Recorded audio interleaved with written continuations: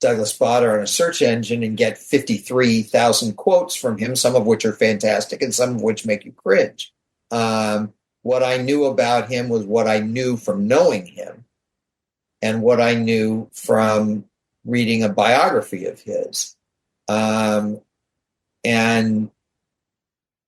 it didn't have this information in it. But I'm not, I don't want to, I sound like I'm apologizing for him. I don't mean to do that. I just, that's the fact of the situation we were in 1994 or 5 when we were making these episodes. We didn't have all the information. Would I have done things different if I had known? Probably. I'm a pretty, as anyone who's listened to the show knows, pretty progressive liberal son of a bitch. So that would have disturbed me. But it doesn't make me regret having him in it. Hindsight's 20/20, but in terms of what we were doing at the time, I felt very good about making him a hero in the show. And I think that still stands up because, in fact, he was a hero during the Battle of Britain, flat out. He may have had opinions I don't like, opinions I find horrific, but flat out, he was a hero during the Battle of Britain. That's what we were depicting. And I don't think, other than us sticking gargoyles into it, that we were inaccurate, except for the fact we had him flying the wrong kind of plane. Which, my dad pointed out immediately. Oh, Google. Yeah, he flew Spitfires later, but during the Battle of Britain, he would have been flying a Hurricane. And I'm like, you couldn't have told me that beforehand? And he said, you didn't ask me. So, we did the best we could. Again. No internet. So we couldn't look that stuff up. We just tried our best. And on a personal level, I agree that this is we need to have important conversations about these people. We should never put anyone on a pedestal. I know this is a debate we've been having in this country for years, and it's not stopping anytime soon, but you can still talk about Thomas Jefferson's accomplishments while acknowledging that the man owned slaves. Yeah, I think all that's true. I mean, no one except Greg Guler is 100% good or 100% evil. So, well, there are probably some 100% evil. It's not easy. Yeah, there's some in this episode. So, but I do think that's true. I think you can have you can hold two ideas in your head simultaneously. You can have a complex view of any individual and realize that there are things that are positive and there are things that are negative, and you can celebrate what's positive and not celebrate what's negative. And I think that's fair. I do want to, not that I want to trying to get off the subject. But I do think we sort of skipped over, we were talking about the designs of the gargoyles, but I'd love to hear what Greg has to say about the design he got gargoyles. Timeline on that. Well, Griffin, Leo, and Una specifically, I'd like to hear what you talked about earlier, about I met with Bob Klein and Greg, and we talked about these characters, and Chernabog from Fantasia was the main reference I had. And we tried different wings, for everybody. And Goliath specifically, what I would do is I just drew a bunch of gargoyle heads. And then I drew a bunch of gargoyle bodies. And I drew a bunch of, I think we stuck with pretty much the same loincloth and that whole apparatus. Although there was some discussion about how this works in back with his tail. And, little details about Goliath. He was the first one we designed. And then from then on, Dave Schwartz went on with the younger ones. Because they were originally Alvin and the Chipmunks, kind of. I mean, you had 3 goofy little funny gargoyles for a long time. And then I think even after Goliath was brought in, they were pretty silly.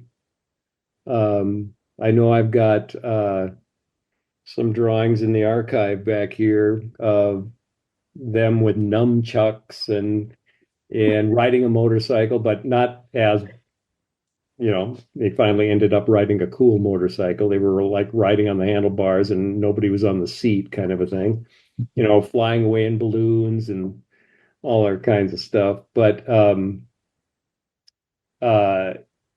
he was, I pictured him as kind of a dragon person. We looked at a lot of gargoyles, and most of them are grotesque without looking cool. So I think the Beast from Beauty and the Beast had some influence there, and kind of a super muscular body, not Hulk-like, but But what about these three new gargoyles for this episode? the three new ones. I don't believe I may have had something to do with Leo, but I don't think I would have ever put lipstick on a unicorn. gargoyle. I look at that and I'm going, Well, is that paint? That's so you can Is tell. that color, or is that it looks like it was drawn on, must have been drawn on the model. I went through. She thinks she looks very pretty. Well, it works for her. That's all I can say.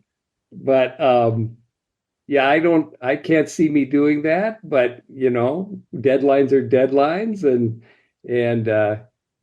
I know that I worked on Griff because I remember that they were having a heck of a time with him. And they had, I think the outfit was basically there, but the head was a problem. And I think it was just a matter of making that beak work. The problem, with the beak was too big, the beak was too little. And when the beak is too little on a humanoid character, it always looks to me like, those little rubber duck faces that people wear at Halloween and stuff. They're just terrible and they smell like vanilla. And I think that's what was going on with him. The beak was too small. So basically, I looked at it as he was a dinosaur head. And then the size of the beak kind of found its place. The mohawk he has kind of had to be the right height, for the shape, make the shape work. But yeah, he was fun. I think I did for not Dark Horse, Slave Labor. I did a cover featuring him, and it was fun to draw him. Yeah, they were fun. Other than the lipstick, I think they worked pretty well. I remember us having discussions about the beak and going, no, that's too Foghorn Leghorn. We got to get away from Foghorn. And I think that was a hard nut to crack with that character's head, because he had to look cool. That's one of the things that we always, like Greg said, it looked cool. It was a cool idea, and you don't think too much about how it would actually function. And when watching this episode, I've noticed that they probably wouldn't do it now, but we did it all the time then. When characters had beaks, they moved like they were rubbery. They weren't solid beak-like structures. So and they got a lot of nice expressions and stuff out of that face. And so it all worked. Yeah. I have a question about Una. Does she have a horn, or is that just like a headpiece? She has a horn. Okay. She has a headpiece designed around the horn. Yeah. Yeah. I've always wondered. I've always wondered that. A lot of people have, so thank you. And as a fan, I'll just say this. I love Griff's design. I love the character. I think he's my favorite of the international gargoyles. And shout out to one of our listeners, Chip Coffin. Griff is his favorite character. He got to be Griff in one of the radio plays, I think. So I know he's been waiting for us to discuss this episode. Yeah, I do remember that Griff's clothing was sort of inspired by the Black Hawk comic. That's what I was going to say. Yeah. That idea of he's a pilot who doesn't need a plane, that, he's that cool.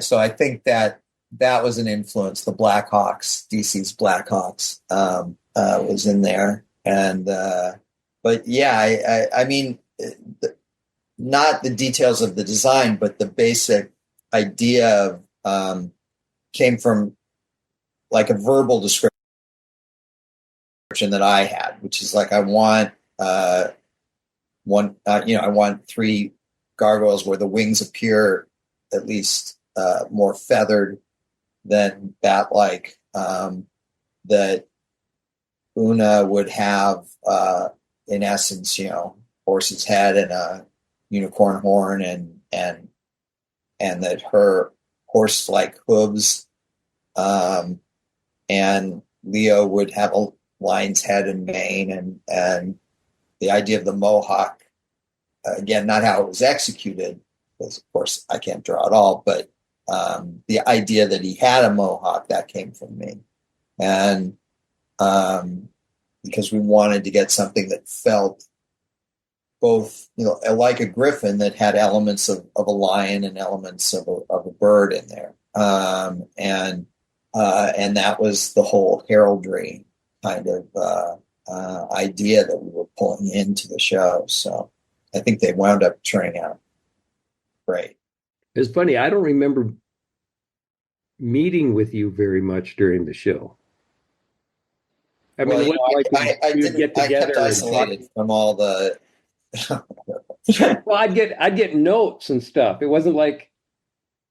Yeah, I mean, because you were working with Frank and with Dennis and with Bob, and I didn't want to step. They were the directors of the episode, and they reported, even though Frank was taking 1/3 of the episodes, or nearly 1/3 of the episodes. Dennis and Bob reported to Frank, and the artists reported to their directors, and the directors reported to Frank. So, for me to sort of do an end run to go talk to a character designer, that's not. But I think with Griff, I actually got a note from you on the artwork saying that we need help in figuring this out. And very possible. Speaking of things that worked out, the animation in this episode is stunning. Jen, what do you think of the animation in this? This is one of my very favorites animation-wise. Angela, especially, I think looks absolutely amazing. There's some great, dramatic Goliath, expressions and stuff that just work so good, and they just look so good. It's really, really one of the better animated ones. It's really pretty. I was very impressed with the animation on the planes. Mm-hmm. Yeah, seriously. They would always say that, overseas does a great job with that kind of stuff. But we would get a lot of stuff, particularly in that day, when, an airplane or another kind of flying ship would come away from camera. It would get real funky at the end because, of course, all those lines would merge into one big black blob kind of it. I thought they did a great job with all that kind of stuff. There were moments that I don't want to oversell it, but there are sort of some Miyazaki moments for me in that episode. It reminded me very much of a Miyazaki look. Yeah. Grave of the Fireflies. Yeah, I mean, again, that's Walt Disney Television Animation Japan, as opposed to some of the subcontractors we used in Korea. And, animation in Korea is great, but back in that day, animation in Korea was new. Getting animation from them, that was a new industry for them back then. And so they were learning on the job. But the stuff from Japan, those were some of the best animators, in the world, who worked on our show every, 10 or 11 episodes in the second season. So M.I.A. comes out shining. This one and Shadows of the Past, I think, are the two best cream of the crop of the whole series. Yeah, there's a lot of really good looking stuff in this episode. And diving into more of the plot of the episode, I remember being surprised at the time, but it's important to pick this. The show is full of metaphorical and allegorical racism. We see the real thing in this episode, not sugar-coated, when these very fine people harass an immigrant. That never happens, ever. No, not in animation, no, for sure. You also don't see swastikas on, you know. Oh, I was going to go there. I'll bring this up now. Now, very few cartoons that deal with World War II will even use the word Nazi or nevertheless depict a swastika. I mean, Frank's not here, but when he did Avengers Earth's Mightiest Heroes, they did a flashback episode of World War II. They couldn't use or even mention Nazis. They used Hydra. Yeah, it's a weird rule. I mean, it was an issue for me in the first issue of Gargoyle's Quest that they still have, which is that, you know, it's this strange notion that we don't want it taken out of context and make it look like we're promoting Nazism. And I understand that, but the end result is that you wind up not being allowed to depict it in a negative light. And thus you are unwriting history. You know, you're basically making it seem like, oh, well, you know, they didn't participate in that, so they weren't so bad. I think it's really, truly wrongheaded. And my guess is that in small ways, it's contributed to where we are now. I don't know that, but that's my suspicion, is that, you know, if you're afraid to shine a spotlight on You the forget negative, history. yeah, then you are, you know, eliding things that you shouldn't be eliding. And so I don't think we were allowed to use. Are there swastikas in the episode? Yes, there are. That's good. I'm glad. I mean, I didn't think I know that the main fighter pilot has got skull and crossbones on the plane. And he's wearing an Iron Cross, but there's a swastika on the tail of his plane. Oh, okay. Well, great. I mean, seriously, great. Not that I'm pro swastika. I'm not, but I'm pro telling it like it is. And I couldn't remember if we were allowed. I know in Quest I was not allowed to do that. I think I can guess who the Nazis were in Quest. I don't think it's hard to guess, but but I also don't think it's right that you should have to guess. You know, that's my. It's not. I'm not speaking for anyone. I'm just speaking on behalf of myself. I don't think that's right. But yeah, you know, there is evil in the world, and I think you should be able to shine a spotlight on it. And I think we did a decent job of that here. Not that that's really what this episode's about, but it is about people being terrorized in all sorts of ways and forms, and you know, needing good people to stand up to it and not just sort of turn their back on it and let it happen. I think that's an important message that this episode gets across, hopefully without preaching it, you know, but without being shy about making it clear. And so you see that in the opening with the thugs attacking a person of color, and you see it with how people are terrified and terrorized by the Blitz during the World War II segments, and you see it at the end again. So it was a through line for the whole episode. I think the guest actors in this are fantastic. Jen, what do you think of Sarah Douglas as Una, Greg Berger as Leo, and Neil Dixon as Griff? Let me just tell you about the huge crush I had on Neil Dixon. In the early 90s, he did a TV show called She-Wolf of London. I fell in love with that. So the moment I met him, that's the first thing that came out of my mouth. Nice. No, I think they did a great job. I love, especially, what's her face? You just said the name. Sarah Douglas. Yeah. She was in Superman too. She does this like beautiful, like old Una voice. But then when you come back, when they go back in time, like the age, the voice changed, and it was just really, really well done.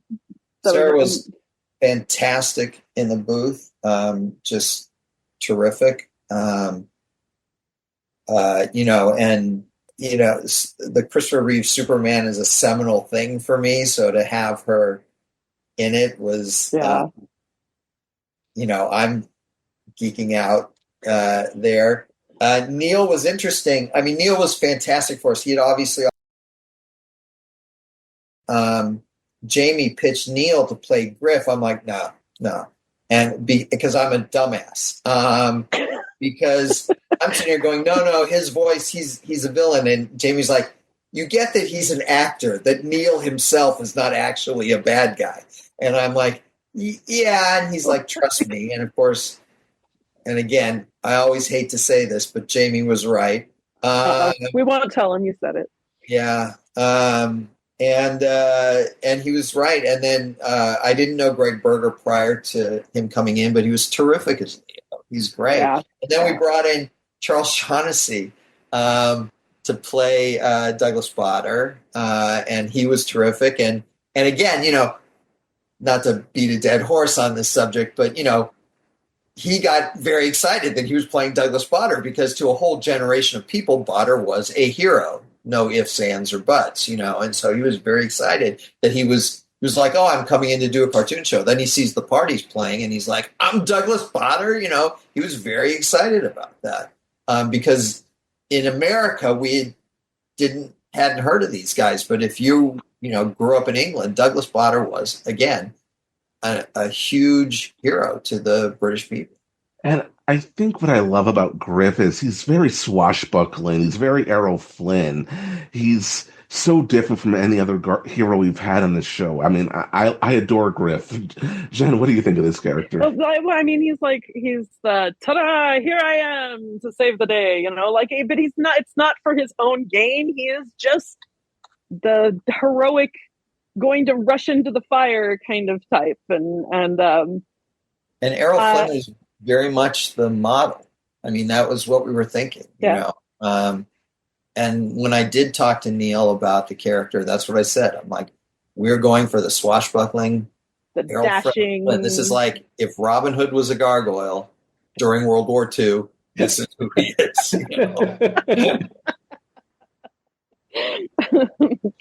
And I appreciate his attitude. Unless the Nazis are stopped here and now, the future of the entire world is in jeopardy. Yeah. Before I go on a rant. Yeah. Yeah. Griff just would, and Griff immediately captured the fandom too. Like, he was an instant star. Yeah. Hey, Dynamite, if you're listening, Nate, we want that Pendragon spinoff. But I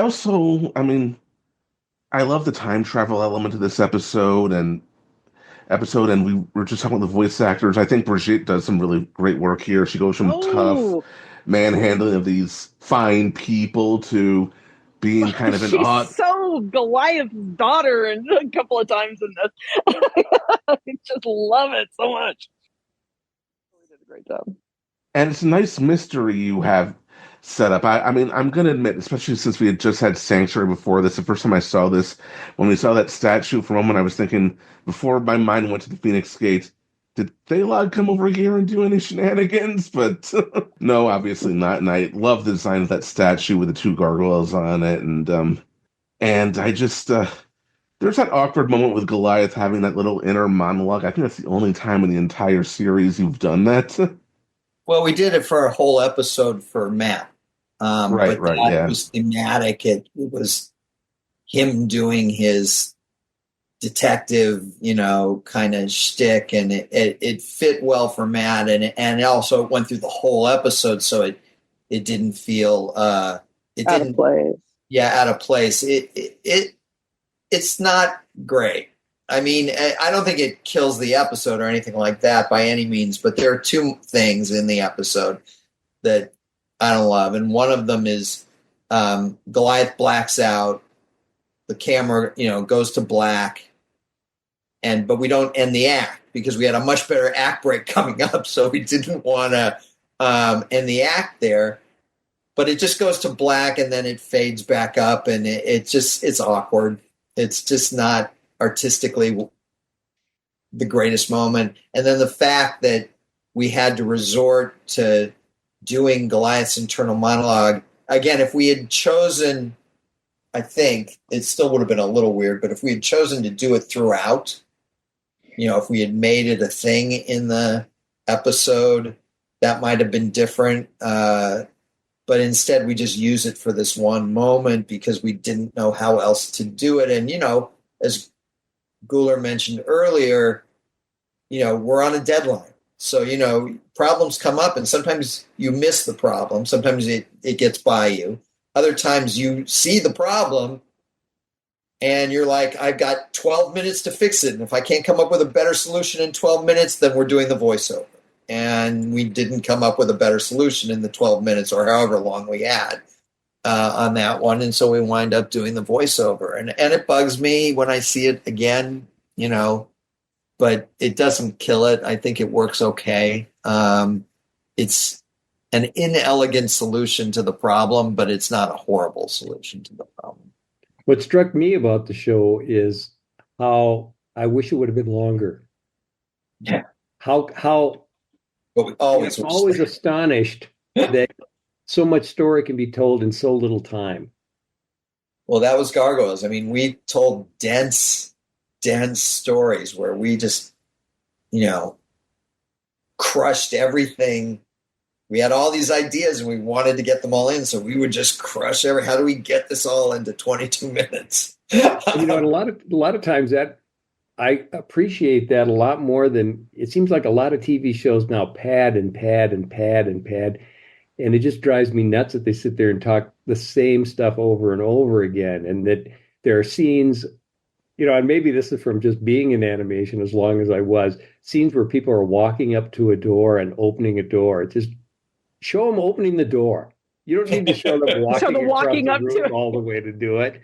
Right. Drives me crazy. I mean, look, I'm enjoying a couple of TV series right now where a murder takes place at the beginning of the episode and it gets solved by the end of the episode, as opposed to all these miniseries that are out now, which spend 5 to 8 episodes to solve one murder. And you're sitting there going, really?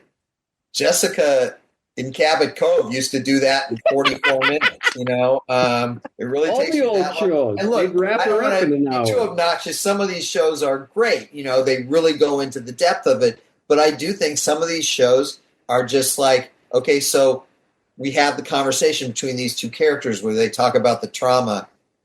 And then, 2 episodes later, we have that conversation again because, oh, yeah, we've got 7 episodes to film or 8 episodes to fill.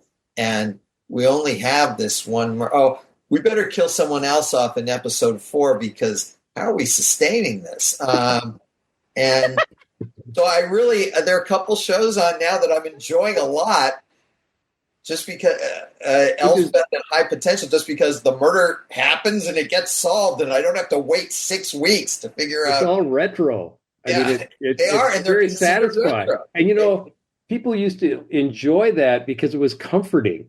Now it seems like shows want to stretch and just aggravate you and get to it. God damn it! Yeah. I mean, there's a lot of great modern TV shows, but they're good at that sort of thing. It doesn't mean every show is. I definitely agree with you, and a lot of things have been lost over the years. So that was our thing. We would crush. Sometimes you just need a filler episode. God damn it! Mm-hmm. Back in those days, I miss just a break and just ridiculousness. Just give me a filler episode that's kind of fun.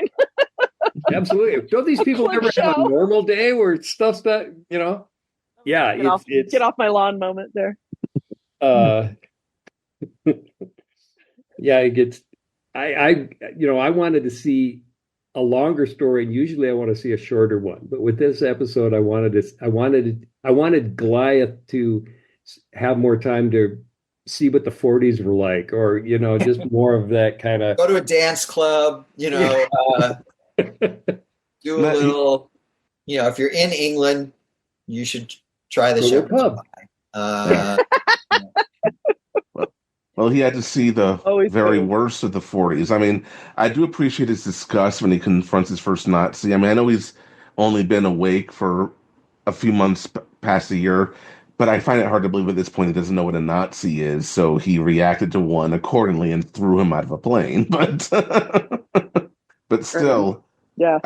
But I do also enjoy the dynamics between these three. I mean, the Griffith's gung-ho, ready to go out there and fight, and he's not shaming Leo and Una, who he clearly wishes would come out and fight with him. isolationism. You shouldn't cut yourself off. I mean, America hadn't entered the war yet, and now we have people shouting slogans like "America first" want to isolate us again, and it never works. No. We're a world community, and we have to. What affects one affects most. Yeah. Human problems become what I do gargoyle love about problems. that one scene where the four of them are talking about it in the tea room above the shop. That scene is so cool for me that I actually, when I taught seminars on writing, I would use that scene as an example. You've got four characters, each has a different goal. Some of those goals overlap, but it's all very clear what each one is trying to accomplish in there. Griff is promoting going on the offensive. Leo is promoting, no, our job is defense. Una's is a little more subtle because her main thing is that she wants to make sure Griff doesn't die. And so she'll choose whatever argument works in the conversation if it keeps Griff from risking his life. So at different moments as that conversation progresses, you'll see Una take a slightly different stand. If this person's argument works to keep Griff from going, if this person's argument works to keep Griff from going, but it doesn't change her overall objective. And Goliath, is confused. He's just trying to figure out what the heck, how this all fits in with what he knows from the 90s. How does he keep himself out of trouble, and is trying to figure it out as he goes. And there's something about that sequence in the tea room that I just think is like, and again, I didn't write this episode. This was written by Robert Cohn, story edited by Gary Sperling. I mean, obviously I had a lot to do with it, but I just love that scene because you really get a sense of where each of those four individuals are coming from. And it really is character development 101 is right there in that thing, which is not to say that I'm saying, oh, it's so basic. It's very well done, but what Robert and Gary put together in that scene, and then what our voice actors did with it, I guess with Jamie's help. Another thing about that scene I want to point out, you used to use that scene at the voice acting seminars, voice acting panels at the gatherings, and would have fans come and act it out and give them tips. Jen, I believe at a certain point over the years, you've played every role in that at those voice acting panels. Yeah, it's a great scene for that. It really is. It's a great scene to teach writing. That's because I'm so talented, I can play all four roles. It's a great you are to teach actors with. It is a really strong scene. It is. And again, we talked about them a little bit, but so are the dog fights. And one of the things I appreciate, and Jen, I want to hear your thoughts. You didn't have the fictional heroes undercut the real heroes. Yeah, Goliath saved and Griff saved pilots, but the pilots also saved them. Yeah. No, but first of all, I can't even imagine trying to animate a dogfight. But we've got gargoyles in the air fighting Steel Clan robots, and that's pretty much a dogfight. So, yeah, I mean that was a priority for us. For me, again, we're celebrating these heroes. We're not there to sort of say, oh yeah, they didn't do the real work. Our fantasy characters did the real work. That I'm not pulling my heroic view of Douglas Bader into this so that I can make him look like second fiddle to a gargoyle who doesn't really exist in real life. That's not honoring him at all. And of course, for me, this is all tied up with my own father, who, for whom Douglas was a real hero, and for whom the British pilots who fought in the Battle of Britain were tremendous heroes. And so I don't want to undercut them. I don't want to denigrate them. I don't want to make them seem like, oh, they never would have succeeded without gargoyle help. So what that means is for I mean, we've talked about this with Goliath and Elisa in the past. Goliath has saved Elisa's life, but I don't want to undercut Elisa. So I don't know that we strictly did a one-to-one thing, but more or less, as often as Goliath saves Elisa's life, Elisa saves Goliath or one of the other gargoyles' lives. It's not that we don't need each other and we can't help each other. It's just that it's mutual. And so, yes, in this episode, for every time a gargoyle saves one of the British pilots and takes out a plane, you'll see the British pilots save the gargoyles and take out a Nazi plane. There's one scene, animation-wise, always jumps out at me. It's when they're standing on that tower, and the larger tower just starts to crumble. That's just... And again, that felt like a very Miyazaki moment to me. It's gorgeous. It just looks so great. I do enjoy Goliath's process journey through the episode to figure out the time loop yet again, because, I mean, how many times does he have to go through this to realize he can't change history? No, it's just part of it.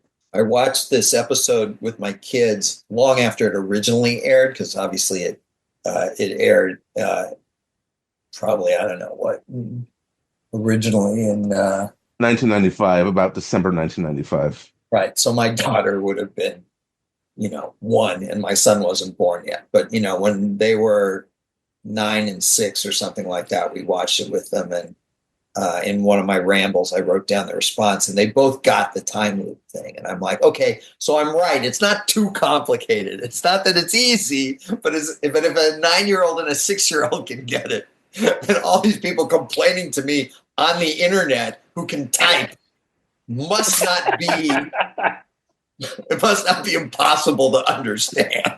Well, I remember if you're old enough to type, then you should be able to figure out what my 6-year-old can figure out. I remember when we were working on that episode where that was possibly going to be a spin-off.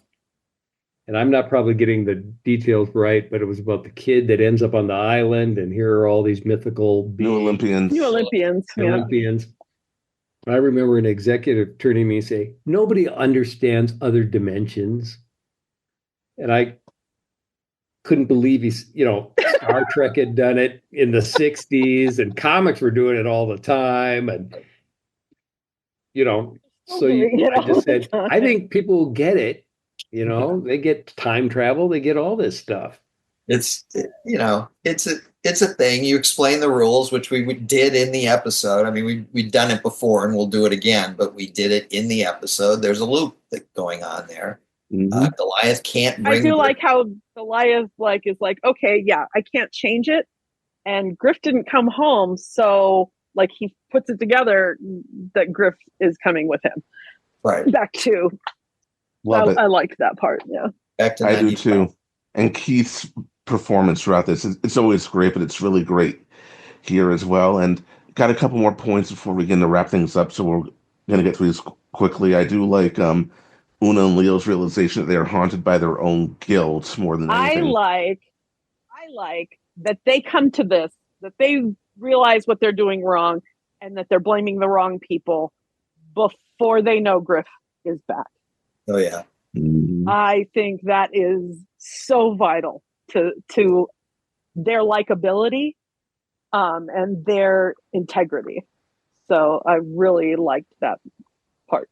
Definitely. Yeah. And Sarah has this line. As Una, "Oh, Griff, why did you have to be so brave?" That just breaks my heart every time I hear it. It's on the head. I get it. It's right on the head, but it just her read of it, because that's a line that could have been so cheesy. And I just think that she just nails that. It's lovely, or, horrifying.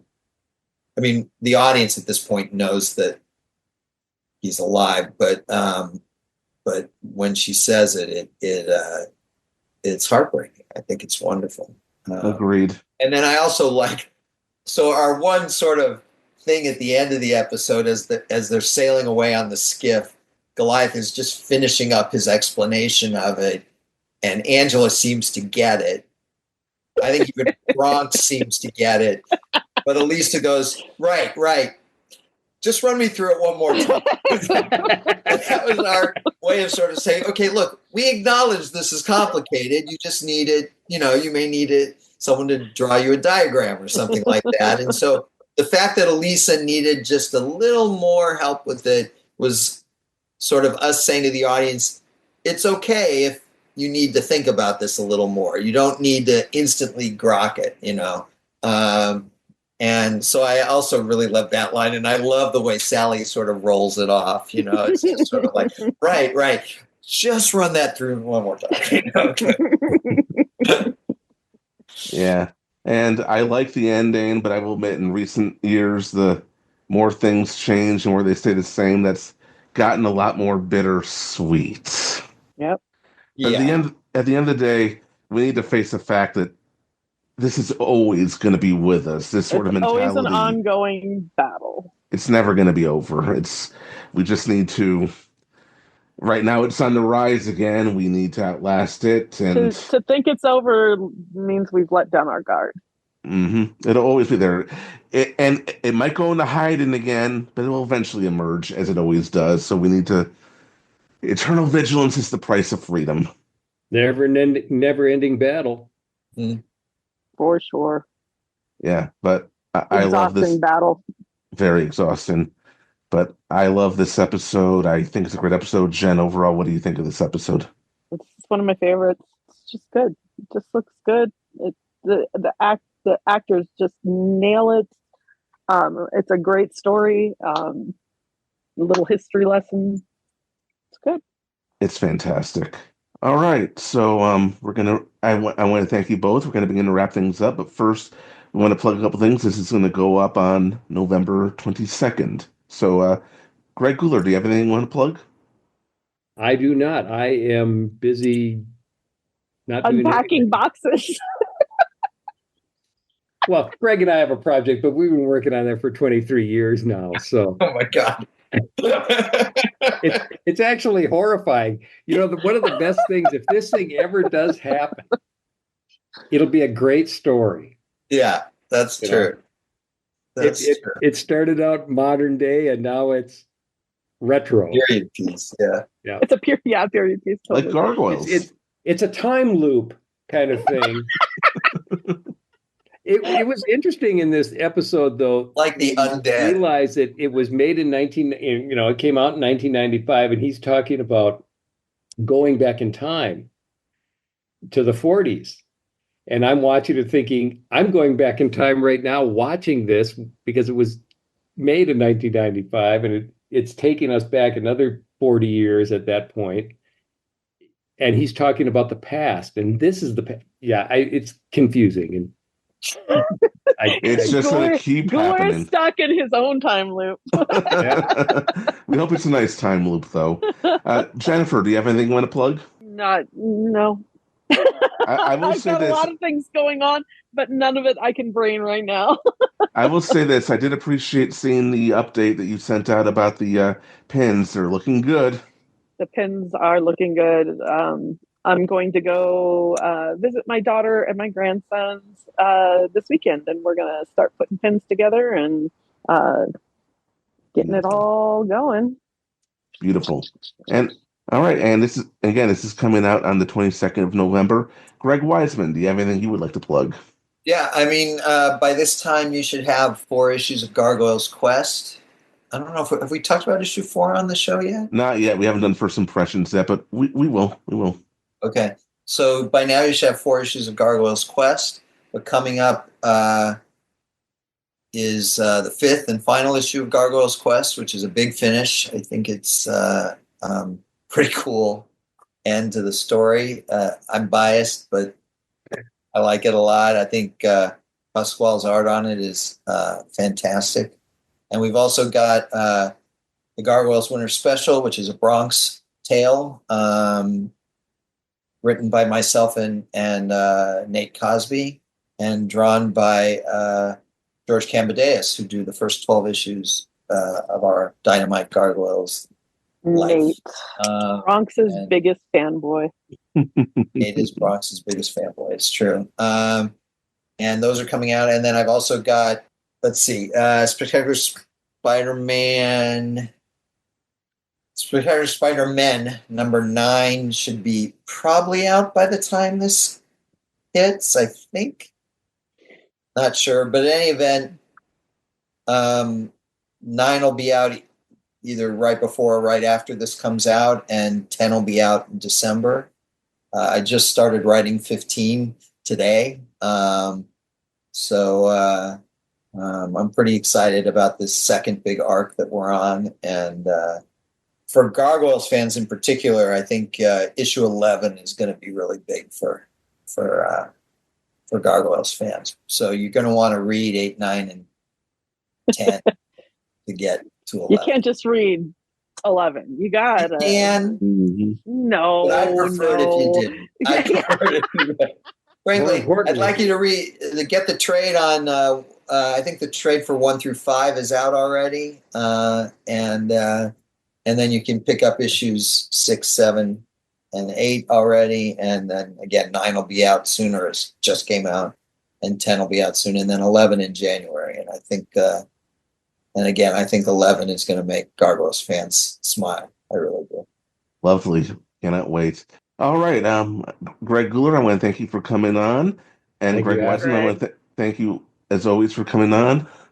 And hopefully we'll have both of you together back on again for another installment of Jennifer and the Three Gregs. We're going to have to keep having these periodically. And to our listeners, a comedy show. Yes. And to our listeners, thank you so much for listening to us, and tune in next time for Grieve. We're going to Egypt.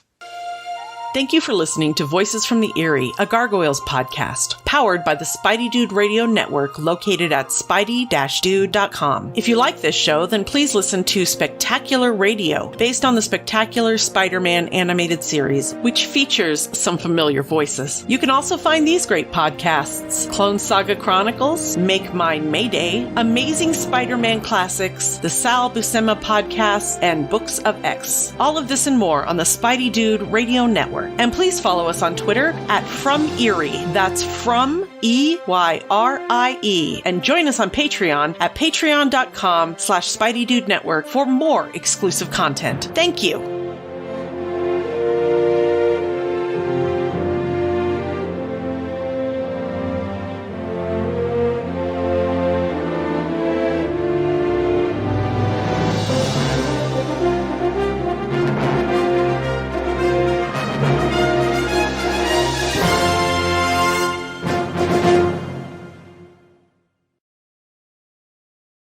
They're all bad.